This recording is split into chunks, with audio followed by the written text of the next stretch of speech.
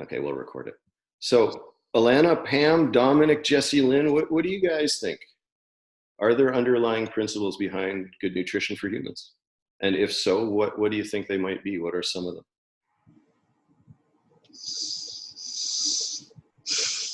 Someone's breathing. I'll start. Okay, go for it. For me, I know eating like loads of vegetables. I love vegetables. Right. And I know that my body functions best when I'm eating a lot of vegetables, limited in processed foods to no processed foods. And recently I've started doing so. I've been following the work of Dr. Terry Walsh. I read her book, My Mom Has MS, and she says 12 to 16 hours of fasting. Right. So I have started to incorporate the fasting part more out of laziness and cooking. And so I've done it for a week, and I'm actually surprised at how good I feel. Right. Cool. So, but for me, definitely, like, I struggle with meat. I struggle with cooking meat. I'm just it's me. It's my own hangups.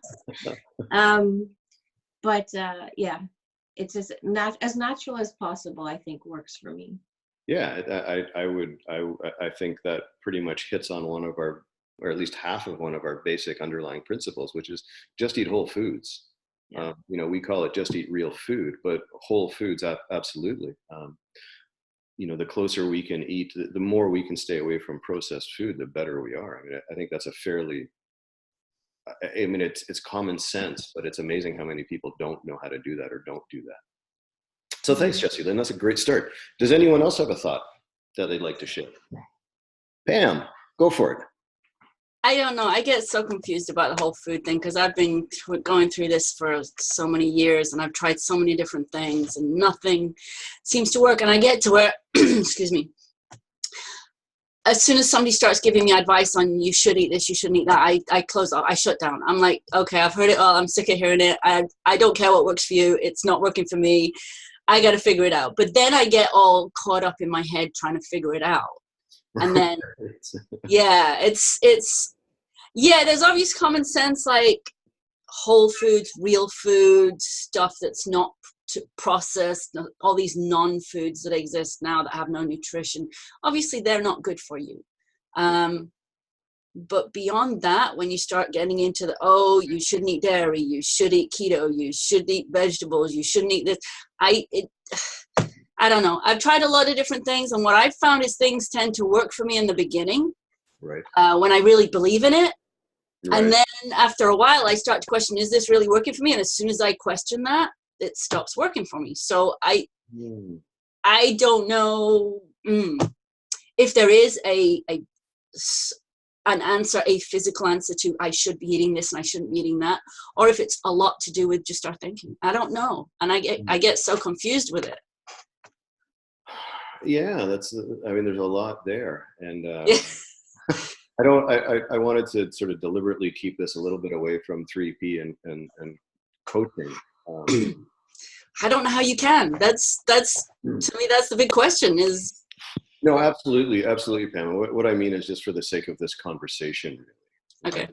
I'm happy to chat with you in any number of different ways, right? And we'll see what happens with the conversation today. Graham, what do you think about what Pam was saying there? In regards to the information out there, or in regards to once she loses focus on something working, just whichever one resonated with you. And I don't mean to put people on the spot. No, I think that one of the biggest things that I definitely come across is that people throw themselves into an eating plan or a way of eating 100% initially, and then they start to lose the attractiveness to what that may be working for them. I think if we look at the fact that it has to be individual, it has to be individuals' needs and requirements and tastes, while still looking at the whole food side of it. But I think we lose if we're looking at most of the population, we lose a lot of the incentive when we see something that's working. We're not driven to stick to it. Whereas if we're ill, if we have we'll say an IBS-C or something like that, we're initially driven towards finding something, maybe an exclusion diet that will work for us. But as soon as that IBS stops becoming a problem, then we drift back to the foods that maybe created that problem to start with.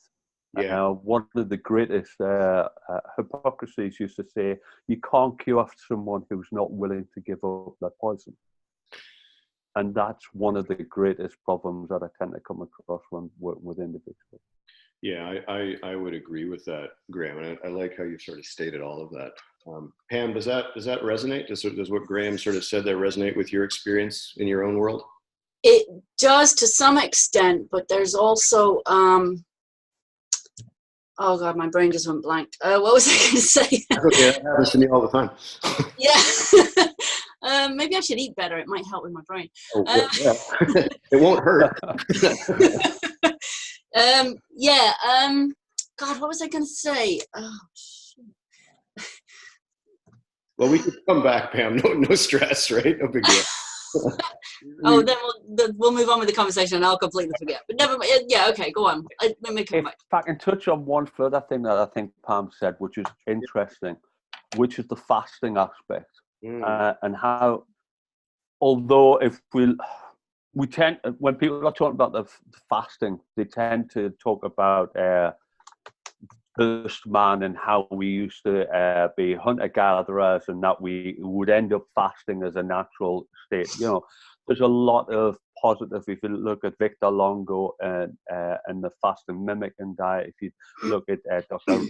Rhonda Patrick talking about fasting. Myself, I'm a great believer. I do 10 hours of, I'm more along the lines of time-restricted eating, whereas I don't restrict my calories, but I make sure that I have them within an eating window, which is along the lines of Dr. Satchin Panda. And it's more into the circadian rhythm. So I think the fasting is a very, very useful mechanism in order to promote great digestive biome, you know, so to help our body recover from what we're taking in, and also to help the cellular regeneration.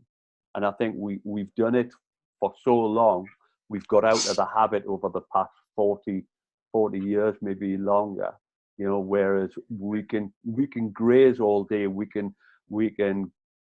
don't have that opportunity where the digestive system is actually getting to do its natural job and also have a rest period as well.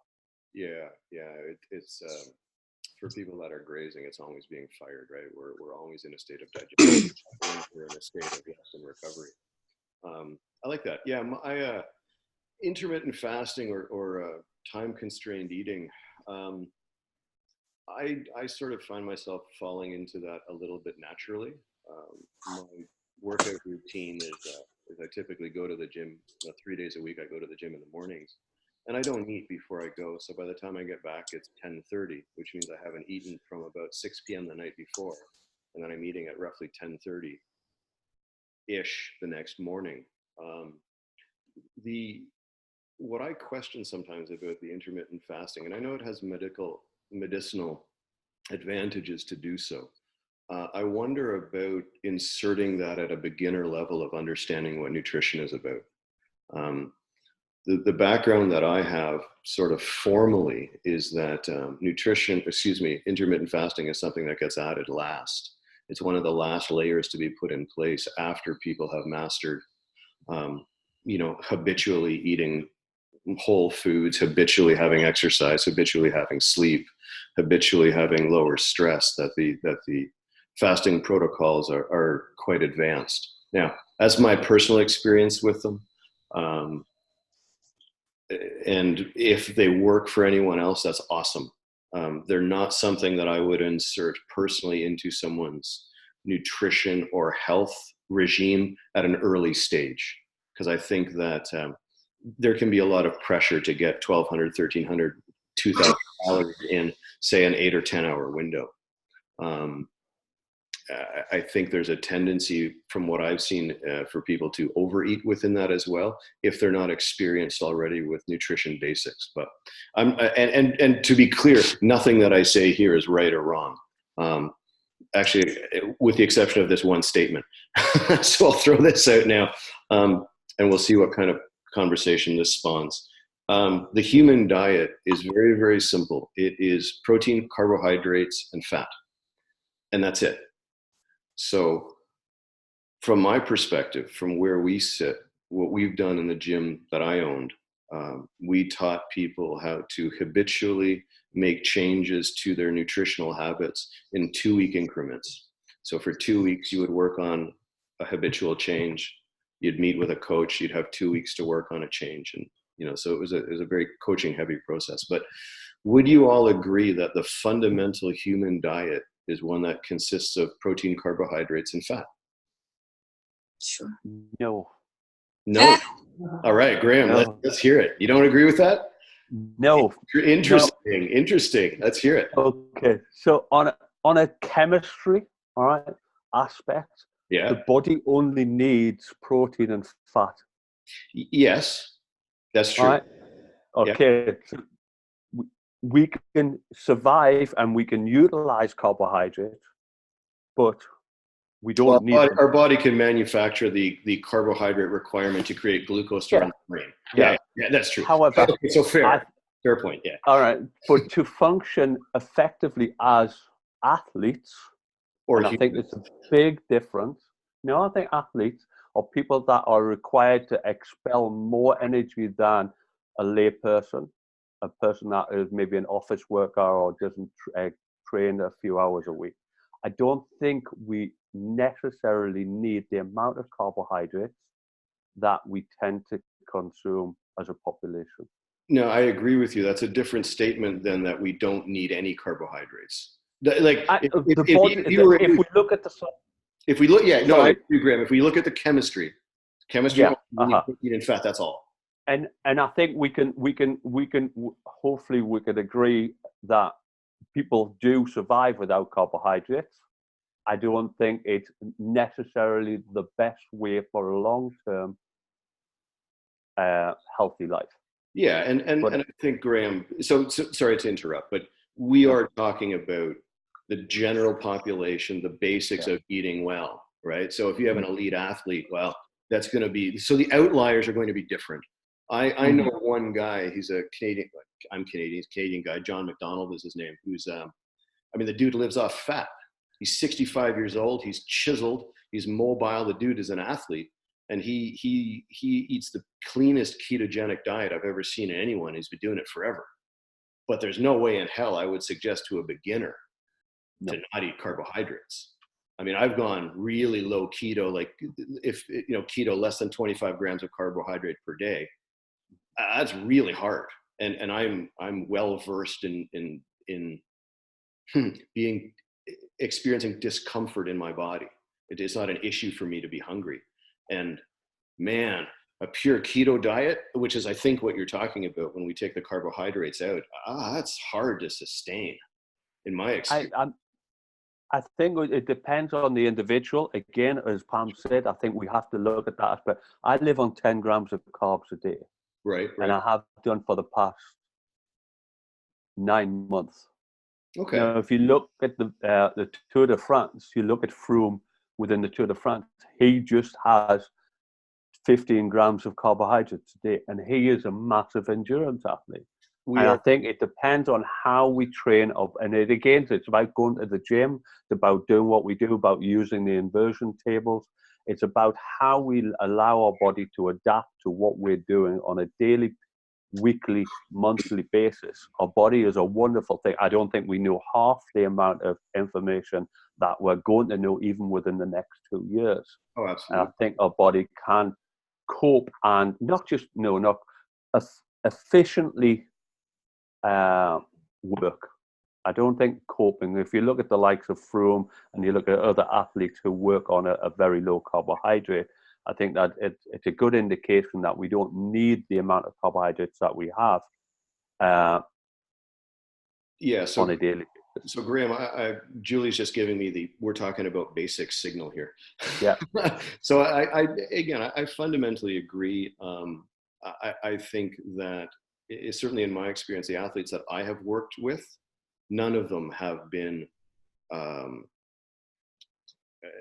carb free or low carb. They've all had reasonably good carbohydrate inclusions as percentages in their diet, right? So let's get away from the outliers a little bit, and let me be clear. It is individualized, but on a very, very basic level. When we talk about whole food, we're talking about protein, carbohydrates, and fat, right? On a basic level. And Graham, I'd love to have the conversation, maybe you and I sometime, because it's cool. But for the scope, I'm gonna shut my mouth. No, don't do that. Don't do that. The information is great, but what we're talking, the scope of this conversation was about finding where there are commonalities, right? So let's just say that we can, by a show of hands for those people that are actually here, or make some noise, do we all fundamentally agree that eating whole foods is the start to good nutrition? I'll put my hand up. I see Jesse Lynn's hand went up as well. And I know some of the others are probably just listening or going about your own business. So for us, one of the main fundamental basics is whole foods. And again, that is individualized. What Graham is saying, I agree with 100%. It's individual. The macronutrients are individualized according to people's needs and their requirements. An athletic needs than a sedentary person, which is going to be different than someone going 3 times a week. But the underlying principle of that is eat real food, right? So we refer to it as JERF, just eat real food. What's our next one, Julie? What else we got? So staying away from processed food as much as possible. What's that? So yeah, portion size. What do you think? What does anyone think about the role that plays? Pam, you have a thought there? No, I'm English, but I live in the States now, and I've lived here for 20 years. And when I first came here, the portion size is just ridiculous, absolutely insane. Yeah. But you get used to it. It's amazing what you get used to. I also, when I first came here, I hated the food because everything was so sweet and salty. Everything had so much salt and sugar in it. But now I'm used to their way of eating. And I eat a lot of salt and sugar, and I eat bigger portions than I ever did before. You just get used to stuff. And it's now, my big portions don't look big to me. It just looks like, but then I go back to visit England, and they I stay at a friend's house and they give me dinner, and I'm like, is that it? It's like, you just get used to stuff. So it's hard to judge portions. It's really hard to tell because you're just used to what you're used to. Interesting. Does anyone else have a thought about that? So for us, it kind of fits in with, portion size fits in with having a rough idea of what your caloric needs are, and that doesn't have to be complicated. If you're exercising more, you need more calories. If you're exercising less, you need less calories, basically. So for us, the portion size fits into caloric balance, right? And this sort of leads into our third idea, which is that. Or is it third? I don't know. I can't see the list. It's upside down. But caloric balance. There are, and we'll see what Graham's thoughts are here. I'm curious. Do we all agree that if we are calorically out of balance, we will either gain or lose weight? So I don't know what you mean by it. No. So caloric balance is we'll call it homeostasis. It's an equal expenditure of calories and an intake of calories that matches your expenditure. No, don't agree. Okay, tell me about that a little bit. Well, I have Crohn's, so I have suffered with inflammatory bowel disease for years and years. Right. And I've always had a very high metabolism. I mean, I'm not a very active person anymore, and I still don't put on weight, and I eat whatever I want, and I always have. I've always eaten a lot. Or not necessarily a lot, but eaten bad things or eaten a lot and never put on weight. Weight's never been an issue for me. So I've never, ever counted calories. I've never looked at calories. I have no interest in calories. One of my frustrations when trying to figure out what to eat is all the advice out there is to how to lose weight. And that's never been an issue for me. So no, I don't see that calories, weight, they're not the same thing for me. It's, you know, that's, I don't know. Interesting. And I mean, Crohn's is a unique, a little bit of a unique autoimmune disease. I'm surprised to hear you say that you eat whatever you want. If you Well, I don't anymore. I mean, obviously, I've spent years trying to figure out what I can and can't eat, and I still haven't figured it out. But, Pam, were you diagnosed with Crohn's? Like yeah, like 15 years ago, yeah. Yeah. So it's not. What I mean is, a lot of people think they have things. Oh no. You legitimately have Crohn's. So, Yeah. So tell me, I'm curious. What are you eating? Right now, it's it's really bad right now because. and I guess the better question is, how is your Crohn's behaving these days? How are your flare-ups? Oh Jesus! Well, you see, it's actually a bad time for that question right now because I've been through this last year. I just went through a bad flare-up, and I've just recently started on Humira, which is a immune suppressant thing. Mm-hmm. So everything.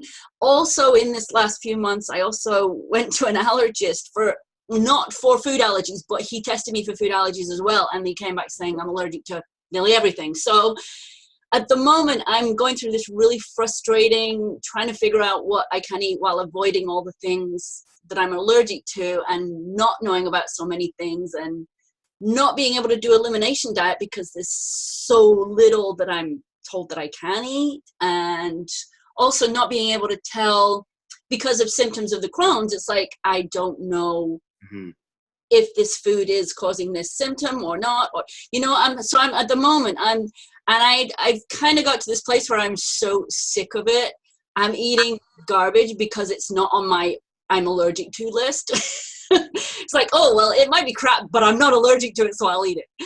And there's so many things I can't eat. I'm like, oh, I can eat it, so I will. It's a bad time to ask me that question. I am eating crap. That's fair. That's fair. So okay, let me circle back. So it's interesting. We started off talking about outliers, and now we're talking sort of about another outlier. Yeah, definitely an outlier, big time. Yes. Graham, what do you think? Generally speaking, if you don't burn your calories, they turn into fat. Is Graham there? Do we lose? Yeah, absolutely. But I definitely agree that on different biochemistry, such as people with Crohn's or a thyroid deficiency, or even an increase, I think it affects different people. So when I work out people's TDE, total daily energy expenditure, off their BMR, basal metabolic rate, it is very subjective. It's not just about looking at what they're actually doing on a daily basis. What one person's perception of how active they are compared to someone else is vitally different. But also we've got to look at, right, and so if we have a baseline of this is what your calories are, and you maintain that, all right, and you're doing the same activity on a daily basis, we're going to say that that is your TDEE, your total daily energy expenditure. And it is going to change dramatically with everyone. We could have two people, who my age, 51. I know what I'm eating at the moment. Michael knows what he's eating at the moment, and we're probably away. There's probably going to be a difference of maybe 500 calories, per day. And it does change, but I think once you know that number for you, and again, it's going to fluctuate on our age, or on our hormonal cycle. It's going to change dramatically on that point. We can therefore then say, right, then if I have over that, it's either going to, if on Crohn's disease, it's going to affect on two different ways. I might put weight on, but I'm more likely to be ill because my body just can't cope with that. Exactly. Yeah. Or if I haven't got sufficient, I might not lose weight initially, but what will happen is the skin will break down, the hair will break down, the nails will break down. I won't be able to function well before I even look at that. There's a great book out there. It's a thick and heavy, boring book, but it's a great book. Zoe Harcombe, The Obesity Epidemic, and she breaks down all of the actual numbers and everything. And it's quite an old book, but it's faultless when you look at energy in, energy out, and how that works.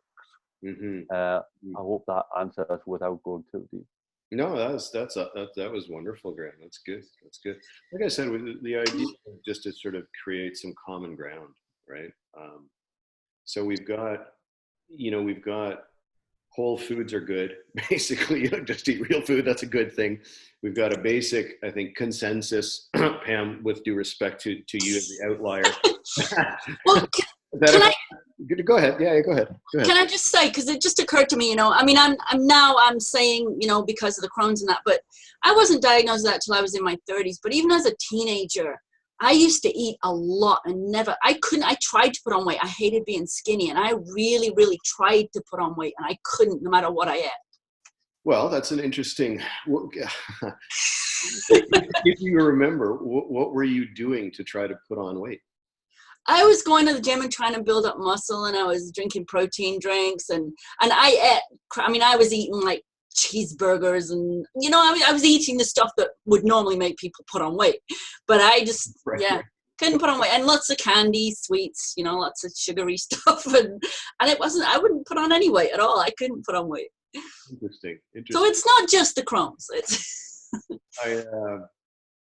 I have found for myself that when I eat real food and I lift heavy weights, and that's relative, I tend to put on weight fairly easily. And I might be an outlier in that aspect, right? When I eat sweets and junk food and things like that, I tend to put on less weight, and it's much more jiggly than the muscular weight that I put on. But anyway, we digress. So okay. What else we got in there, Julie? Water. So what do you all, I'm hoping that this is an easy one. Do we all believe that we should probably be drinking water? Yeah, good. And I see Graham's been at his container. It's probably not vodka in there, Graham, I'm guessing it. I actually have a bit of 2 cents to put into all of this. Do it up. Yeah. Sorry.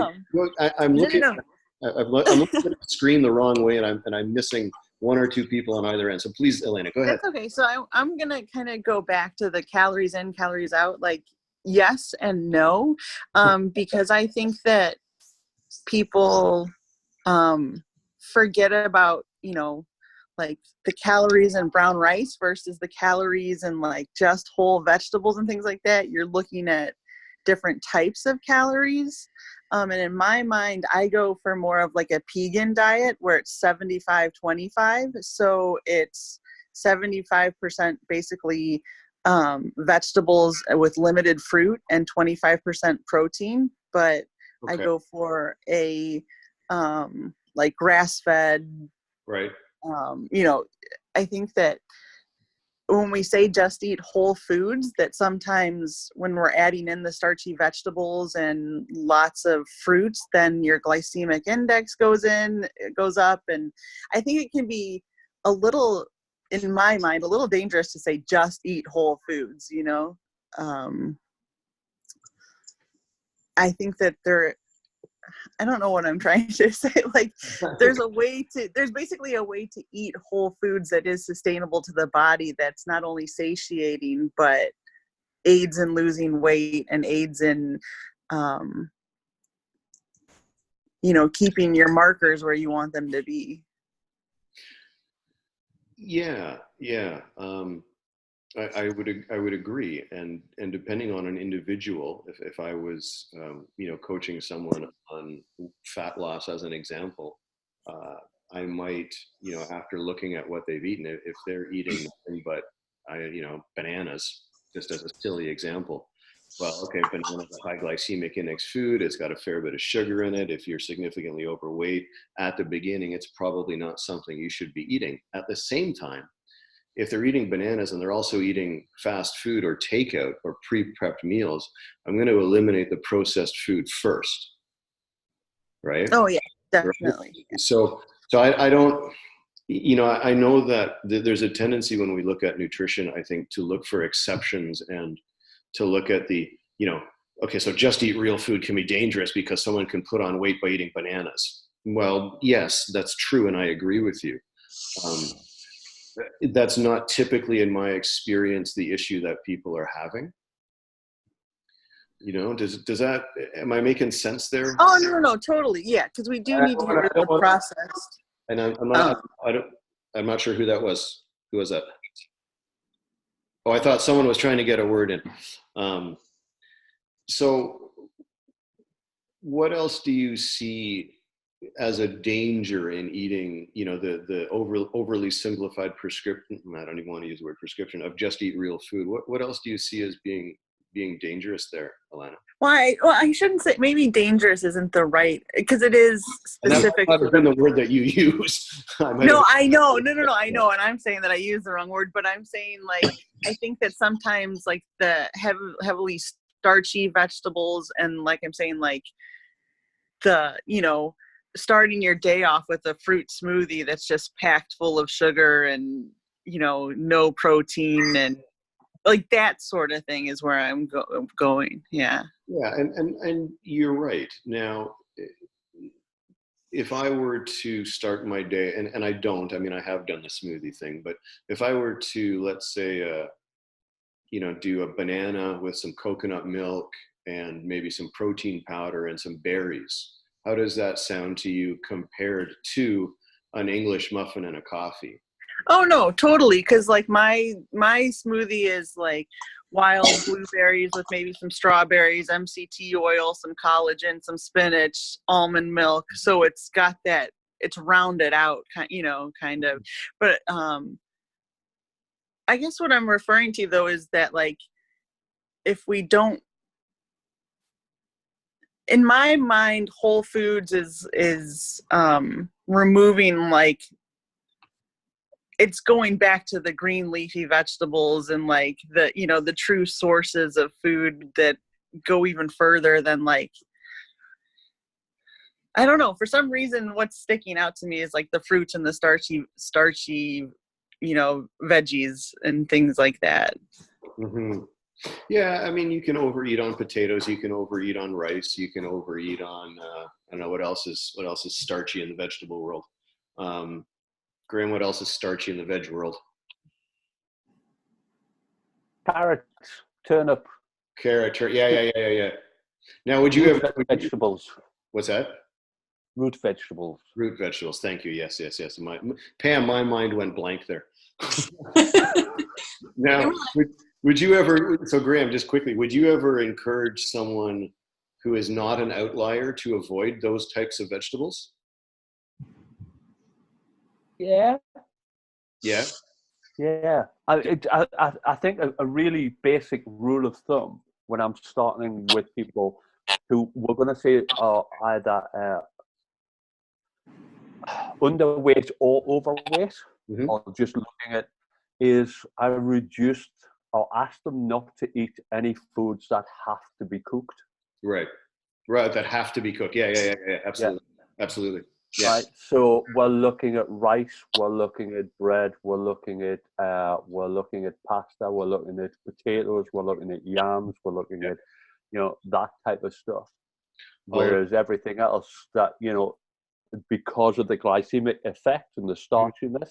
However, I completely agree with, I think what I heard from Alana, because my sound went off, about having the high glycemic fruits that we tend to go towards because of that taste sensation. And a lot of these fruits that are high in sugar now have been processed to be high in sugar. Oh, absolutely. Whereas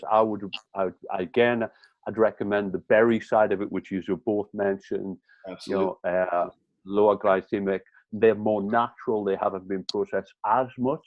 And I'm not going to say genetically, but they're more real to what they used to be. But I completely agree with the aspect. And then going into the smoothie front, why bother making a smoothie when you can have the food as it's being created. You know, we lose a lot of the nutrients and the fiber when we do blitz stuff. Yeah. So Absolutely, I think, yeah. absolutely. I agree with that, Graham. It's convenient. It's fast, right? Dump everything in Absolutely. dump everything in a blender, blend it up, drink it down. You know, you eliminate the fiber aspect of it. You take not take digestion out of it, but you take that need for your body to expend energy and digestion out of it. There's very interesting. Anyway, but I think it's also a very useful tool on when we're not using it all the time. Yeah, You know, you talked about the egg muffin. You know, I think when necessary and in a rush, and as long as it's not on a daily basis, I think all of these things are fine. And I in that moderation word. Yeah, I would agree with that 100%, Graham. What we try to do from our end is to establish, basically a skill set around your body and how you should be, or how your body fuels itself, what you need to do. And then for us, once you have a base level sort of understanding of how it works for you, then it's easy to, oh shit, I'm in a hurry, I'm hungry, I'm going to grab this. There's an ability, from that knowledge, there comes an ability to make better choices even in a bad situation, and then that they're not going to happen all the time. So for me today, as an example, I'd like to have a beer later because it's Friday. So I went to the gym today. I've got so I'm eating lots of carbs these days. Julie, my partner, is doing a diet closer to yours, Graham. But I know that if I have a couple of beers, that's going to be an extra 200 calories today. And I'm not really concerned about it. I'm not worried about it. But it's something that, because I understand how it works, I can modify what I'm eating to allow myself to have that, and not even allow myself, but to have the room without guilt or shame to have a couple of beers later on if that's what comes up. So I think one of the other things that we're trying to promote is a knowledge of like a basic skill set for people, of what to eat, of how to eat, of when to eat things. But anyway, I digress a little bit there. Julie, what do we got next? Sleep. So we didn't finish water, but I think everybody. Oh, we didn't finish water. We're all good with drink water. I'm not going to get into the possibility of drinking too much water. I haven't seen the person that has been able to drink too much water in my practice. Graham, I don't know about you. Have you run across people that have? No, and I was slated last year for putting a post up for about the amount of water that you should consume in a day. Someone came out with that you can die drinking too much water. And you can, but there's a lot of aspects that come before actually dying, and there's a proper word, and that has escaped us, of what it's called. But but the jury's out. And again, I apologize, but the jury's out. I used to recommend people keeping it American, Right. gallon a day to people. 4 liters.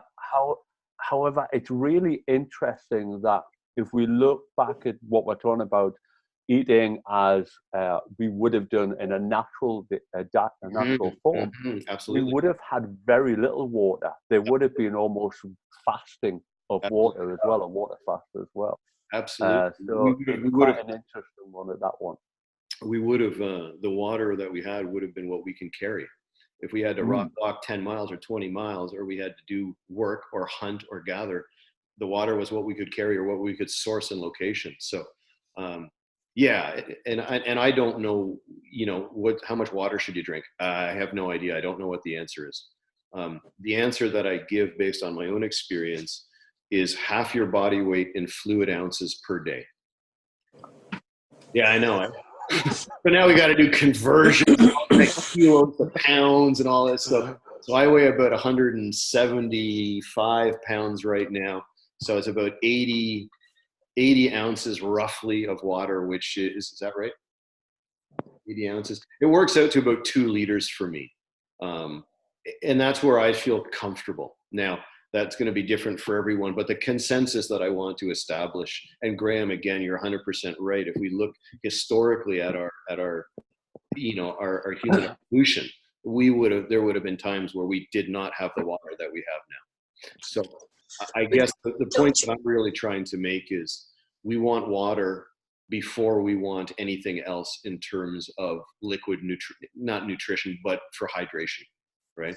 So we want to drink water first, not tea first or coffee first or sugary drinks first. We want to create that habit that water is actually good and enjoyable and is what our body is designed to process. And that's what a lot of this investigation comes down to for Julie and I. It's what is our body actually designed to digest properly. Now we're amazing. We're basically like dogs. We can eat and exist off just about anything, but can we optimize ourselves eating anything? And I think there is where the conversation for me comes back to, look, we're designed to eat high quality protein, the best quality that is available depending on the time frame that we're living in history of protein, carbohydrate, and fat, and then drink water. So we got water down. What else we got, Julie? Sleep. What does sleep have to do with nutrition? What do you all think about the importance of sleep? Who here? Graham's nodding. He's got a thumb up.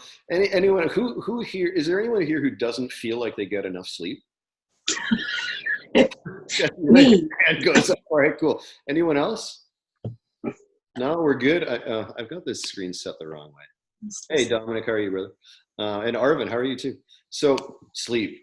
I just watched a thing from Sadhguru, and he says he lives off 2.5-3 hours of sleep. I have no idea how he does that. He must be mystical or magical or something, because that to me does not seem like it leaves the body enough time to recover.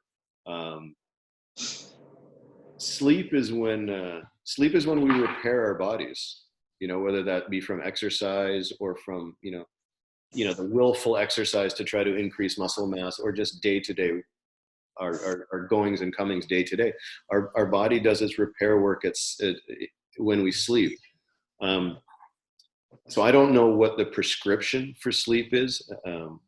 Again, this is all individualized, and I need to state again that all of the nutrition, all of the sleep, all of the sort of health aspects that we've been talking about are individualized. My belief is that they stem from a common pool, though. So you got a basic level of understanding, and out of that basic level of understanding, things become individualized. So we all agree that sleep is good. Any thoughts? Sleep is amazing. Sleep is amazing. I'm not sure. Jessie Lynn, was that you? Yeah. How much you sleeping these days? Probably 6 hours. Right. So, we're not going to go down the coaching road in this conversation or anything. Do you feel refreshed when you wake up in the morning? No, I'm exhausted. Okay, so that might be something to look at. If you're waking up not feeling refreshed, not feeling energized, something is probably a little bit out of balance somewhere. And really, and this, we've fallen into a good point here for us, is that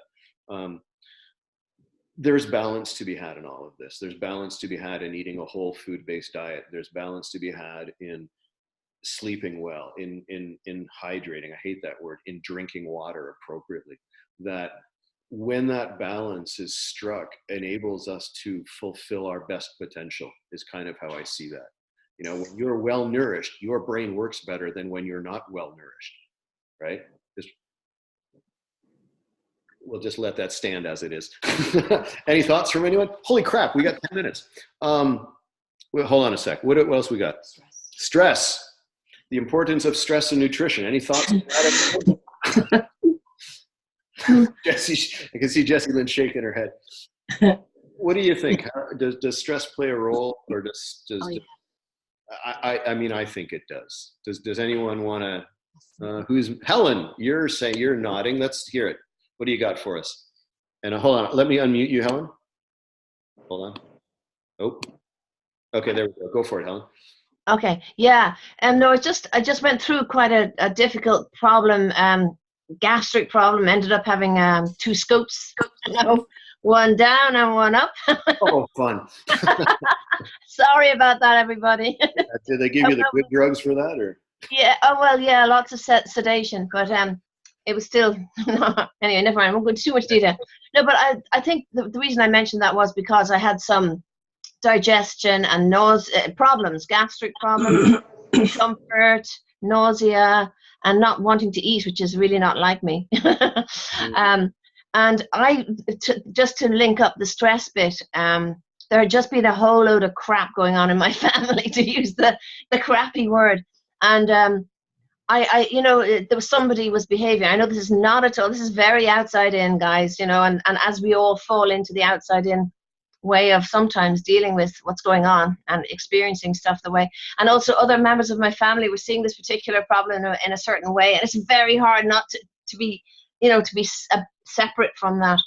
But what happened was I really found that it almost felt like it was going right there, to my solar plexus. And so I think I was affected in my eating and in my well-being, and I couldn't seem to do anything about it. It's very frustrating when you have the three principles understanding and you're meant to be grounded, whatever that is, and you still end up. And I really do link the stress and the unpleasantness and it was a horrible time with the stuff that went on. And I actually think that I was actually using the word, I thought this is just kind of sickening, the way a certain person had behaved, and what they had done that affected all there's 7 kids in my family. And I really do think that all of that brought on something, and I ended up quite sick, and I really think that has an effect generally on appetite. And I know when I was working as a lawyer, if I was running a case, okay, I didn't know anything about the principles at the time, I would be so wired, and I'd have the lunch break, and I wouldn't be able to eat a thing. I would take 2 bites of my sandwich, and that would be all I could actually manage to even swallow.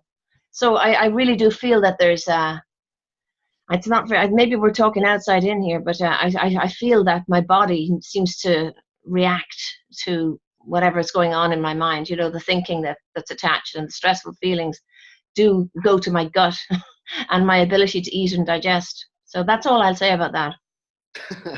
That's all I have to say about that. Is that enough? A little like Forrest Gump there at the end. Thanks. I love Forrest Gump.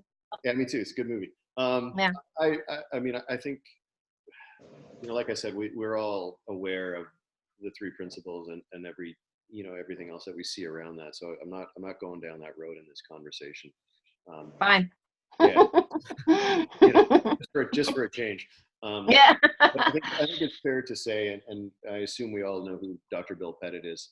Yep. I think he pretty much nails it. He talks about how he outlines stress and its physiological effects on humans and the body. And so suffice to say that stress management, management's the wrong word, but living a life that is as free of stress as is humanly possible is a good thing to have in terms of your balance as your starting point. So, what we're trying to come up with basically here are the building blocks that will enable you to live your best life, right? So stress reduction, however you want to couch that or term that, for me is a critical aspect. Mm-hmm. For me, it's been slow down. Yeah. Just been slow. And can I say one thing? I think I'm a fan of eating more slowly. Yes. And when you say slow down, I was just thinking that just before you said it. And like conscious eating. Yeah. Being aware and in the moment as you eat, and tasting the food, sitting down and not just grabbing and walking and eating and, on the bus or in the car or stuff like that, but actually sitting and putting food on a plate and sitting, eating consciously and chewing consciously and enjoying food. Yeah. And I know that guy who does the psychology of eating, I don't know if you've looked into, do you know that guy's in, where is he based? He's US, all right. He's not Canada, but I was very interested in doing his course where you train to become like a practitioner in the psychology of eating, helping people to lose weight. And it's very, very interesting. I can't think of his name. It's not Mark Sisson, is it? It could be Mark somebody. If I I'll tell you what. If I find it, I can send you a link. Yeah, that's Very interesting. That's cool. That's cool. What else? What else do we have on our little list here? Julie, that was your cue. That's upside down. Sorry. And having a good relationship with food. Right. So, and we just touched on this. Julie just said having a good relationship with food. I'll tell you a quick story. We had one of our guys just before I closed the gym down, we ran our program, and one of the gentlemen was, we were doing a coaching session with him, and he started talking about one of the things that he realized. So tying in with enjoyment about food, what he noticed was that he would sit down with his family. So it's his wife and his daughter, and they would eat, and they always made home cooked food. They're big. They like to eat food. They like to eat good food, healthy food, home cooked. And he found that he was always the first one finished. So as he was always the first one finished, he sat there and kind of went, what do I do? So what he did was he went to go get more food so that he was still participating in the action of the family. So what Mike figured out was that if he slowed down and ate his food and enjoyed the food he was eating, then the whole family finished at roughly the same time. And he didn't have to sit there wondering what to do. So for him, this idea of just slowing down and enjoying what you were putting in your mouth, enjoying the sensation of eating, of having good food, of being thankful for having good food, of people to share it with, was a really cool breakthrough, a really neat thing for him to see, right? Yeah. So for us, this idea of creating a balance from which goodness flows, if you will, And that there are no bad foods. There are no bad foods. I know we might have to put Julie on the thing. No bad foods. What was it? All right, we'll bring Julie can fill that out for us a little bit another time. We got 2 minutes. Do we have? So first off, thank you so much. I was a little bit nervous about this because when I first posted, like people have strong opinions on food and nutrition, and as do I. I do as well. I'll just leave it as that. I do as well. So do we have any last thoughts or comments or questions before we wrap up? If I not, have a question about sleep. And is it a quality over quantity thing? Like, can you get the same quality of sleep in 6 hours versus 8 hours? That, I guess, yeah. Oh, wow. Okay, so Alana, the short answer to that is I don't know. I would have to go and do some research. I don't remember how many cycles are within each sleep cycle. Graham, do you have this? Yeah. Okay, cool. Graham, go for it, man. Sorry. I mean, the new recommended data is 7 hours. Right. You can't condense the amount of cycles that you need within that period into a smaller time. What tends to happen is if you miss, we'll say, over a period of a week, and you have maybe 5-6 hours on a daily basis, on a weekday basis, and then at the weekend you get the catch up. Yeah. You're catching up on the weekend, on the weekdays, but you're still omitting the days that you're missing out on. You can never put enough in. And basically what they're looking at, there's a chap called Dr. Matthew Walker, who talks about the fact that he thinks that the limiting factor is 10 hours. So you're always catching up, and you never fully catch up on sleep deprivation. Right. You need a certain amount of sleep in order to lay down new skills, new memories, as well as the help with the digestive process.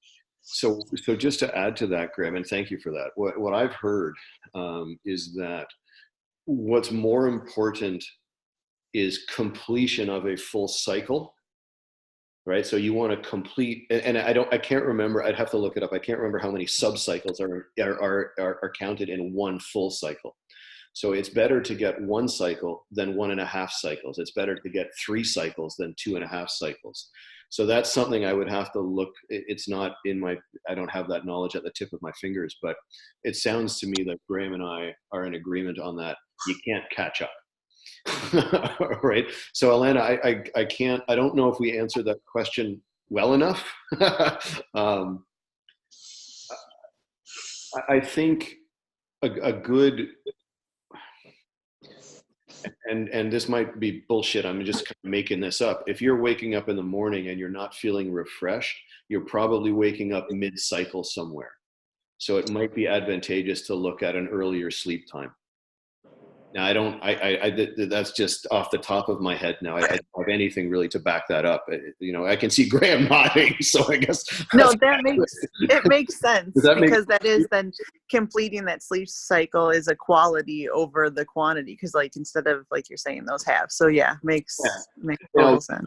Now, on the flip side though, Alana, one cycle is probably not as good as 3 or 4 cycles. So if you got, say, 4 cycles over 7 hours, getting one cycle over 2 hours, there's probably a tipping point there somewhere where there's just not enough time to complete enough cycles to do all the repair work and stuff that you need. But again, that's outside of my scope. I'd have to do research. So it's 101. I want to say this was actually quite enjoyable. It was fun. I think we're all mostly on the same page. So for us, what we're trying to espouse is creating a balance, and that balance, as much as it includes mental wellness or the principles, there are physical building blocks. I mean, we live in form, we need sleep, we need to eat. There are basics that we can do to ensure that we function at our optimal. And for us, despite the outliers, that's, protein, carbohydrate, and fat, eat real food. I mean, we talked about some of the angles of that, but it sounds to me like we're mostly in agreement. So if, Alana? No? Okay. So unless we have any other questions or comments, I'm going to say goodbye, and I'm going to finish my breakfast that has taken me way too long to eat, but yeah, that's it. Have a beer. Awesome. All right. Thanks so much, everyone. And if that was of any value to anyone, maybe we'll do it again. Let me know. We'll go from there. All right. Ciao, everyone. Have a wonderful rest Thank you. Bye. Enjoy Have your a great beer. weekend. Thanks. Enjoy your beer later. Bye-bye, everyone. See you. Bye. Bye-bye.